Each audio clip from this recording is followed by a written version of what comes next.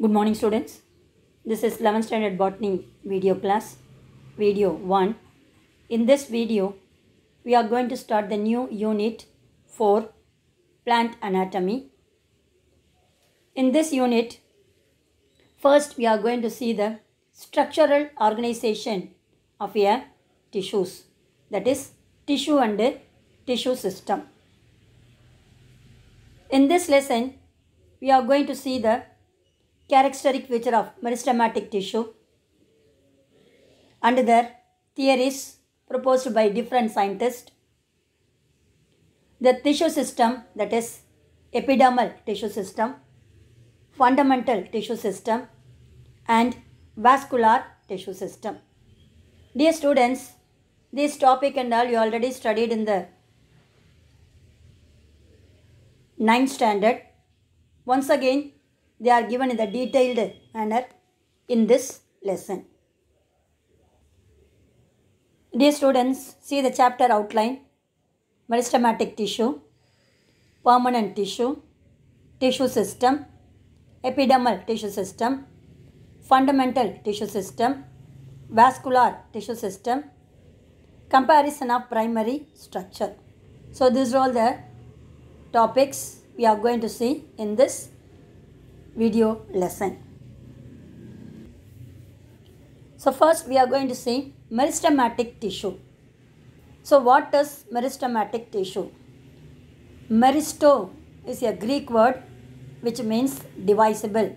That means some kinds of cell which is present in the plant parts which is undergo continuous division. Those tissues are known as meristematic tissues. So the word meristos means divisible. So the term meristem was coined by the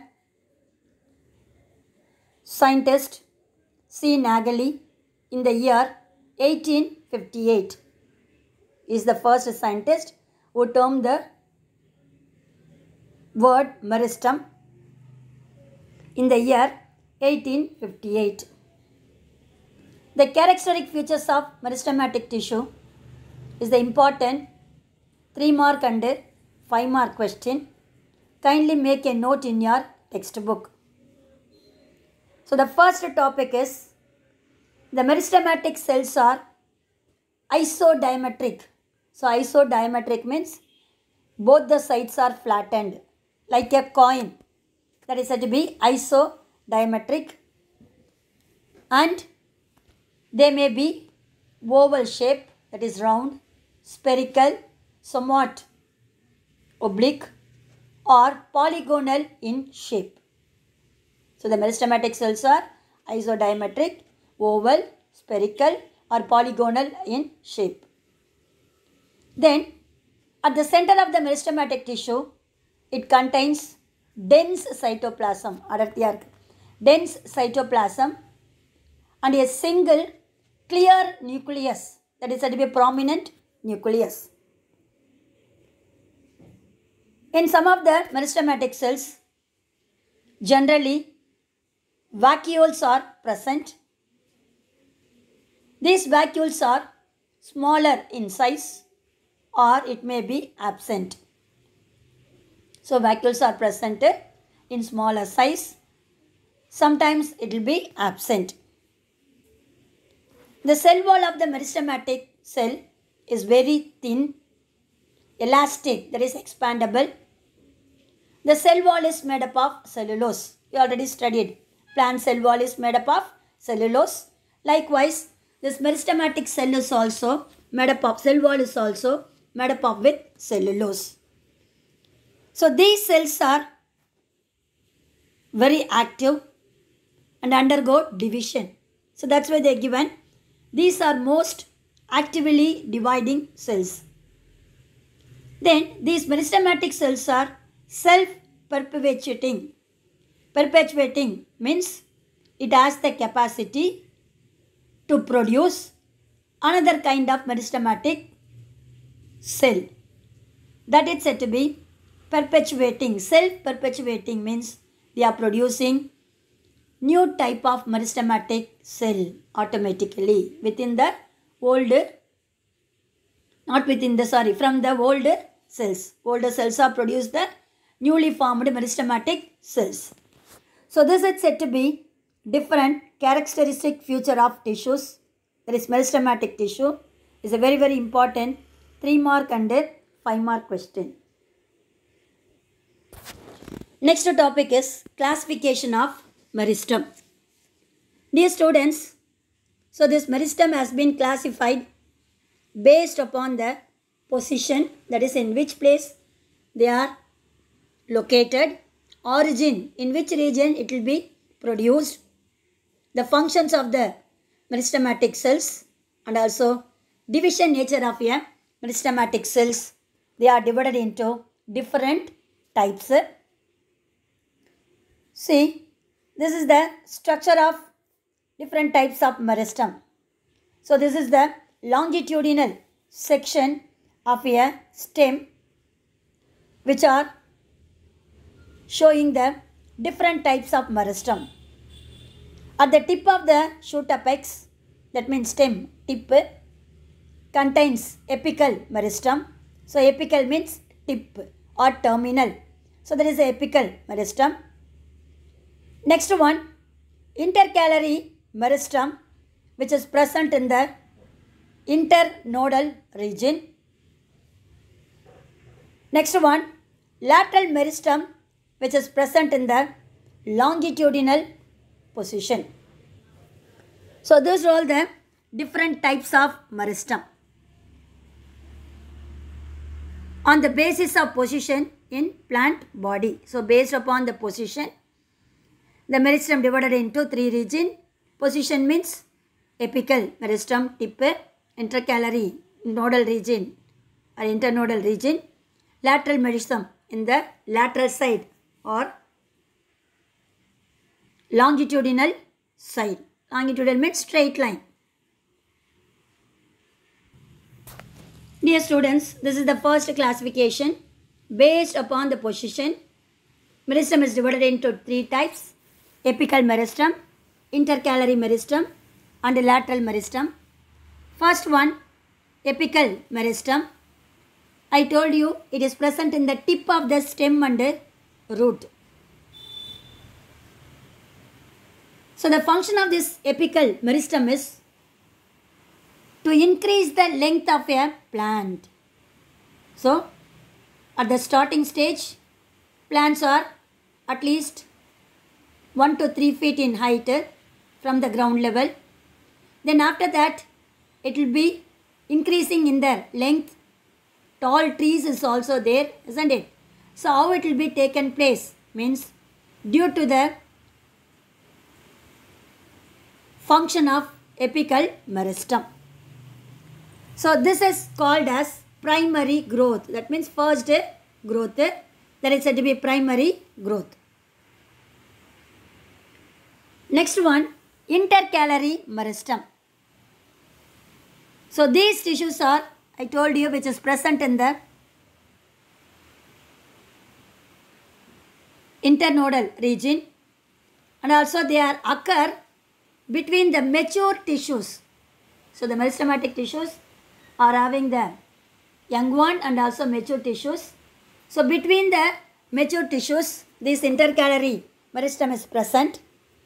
It is responsible for the elongation of internodal region. Node means in which the leaves are arising, that is nodal region. Likewise, another node is also there. The gap between the two nodes, two successive nodes, is called internodal region. This elongation of internodal region is taken place by intercalary meristem. Next one, lateral meristem. I told you it is occur in the longitudinal axis of stem and root. They are responsible for secondary tissues and thickening of stem and root.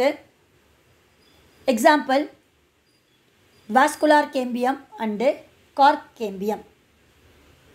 So these are all the 3 types of meristem based on the position. Is a very, very important 5 mark question.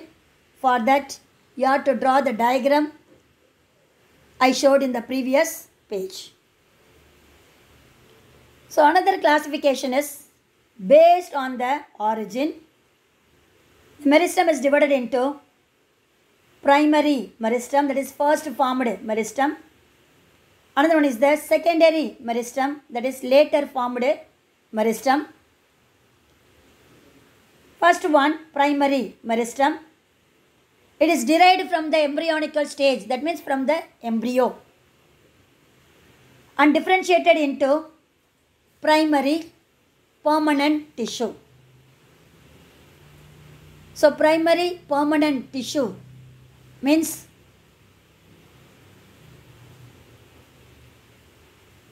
simple tissue and complex tissue. That is said to be permanent tissue. Simple tissue means parenchyma, collenchyma, sclerenchyma. You studied in the 9th standard. Complex tissue means xylem and phloem. So these are all the primary permanent tissues which are derived from the primary meristem. Another one, secondary meristem. It will be produced or derived from the later stage development of a plant body. It produces the secondary tissues, that is core cambium and interfascicular cambium. So this is the another classification based on the origin. Next one, based on the function. It is divided into three: protoderm, procambium and the ground meristem. First one, protoderm. Proto means primitive or first formed layer. Derm means layer. So this protoderm gives rise to epidermal tissues. Dear students, in 10th standard you have studied plant anatomy lesson, structure of dicot stem, monocot stem, dicot root, monocot root, dicot leaf and monocot leaf. So those different anatomical characters, the outermost layer is known as epidermis. So that tissue which is produced from the tissue is known as epidermal tissue system, develops into epidermis. And also you have studied structure of stomata, that is also develops from the epidermal tissue system. And epidermal has, root means root has, in the stem and leaf means it's said to be epidermal has, that is produced from the protoderm or derived from the protoderm. Next one, procambium. It gives rise to primary vascular tissues, that is xylem and phloem. Then ground meristem. It gives rise to all tissues except epidermis and vascular tissues. So this is another important 3-mark question. Write the classification of meristem based on the function. Protoderm, procambium and ground meristem is another important 3-mark question. Kindly make a note in your textbook. So dear students, up to this we have seen characteristic feature of meristematic tissue, classification of meristem based on the position, apical meristem, intercalary meristem and lateral meristem. Based upon the origin, it is divided into primary and secondary meristem. Based upon the function, it is divided into protoderm, procambium and ground meristem. So the another meristem is also there based upon the plane of division, that is mass meristem, rib meristem and plate meristem. So dear students, see the another classification of meristem, plane of division. So based upon the division, it is divided into mass meristem. Mass meristem means the division of a meristematic cell is taken place in all planes. That is, it may be vertical or radial or in the horizontal. So in a different planes, anticlinal and periclinal divisions are taken place. That is known as mass meristem. Example, endosperm, young embryo and sporangium. Then the rib meristem or file meristem, the division is taken place anticlinally, that is only one plane. Example, development of cortex and pith region. Next, plate meristem, it divides anticlinally into two planes. Example, development of epidermis. So this is all the another classification of meristematic tissue based on the plane of division. So dear students, up to this we have seen different classification of meristem and general characteristic features of a meristematic tissue. So next we are going to see the different theories of meristem organization and their function.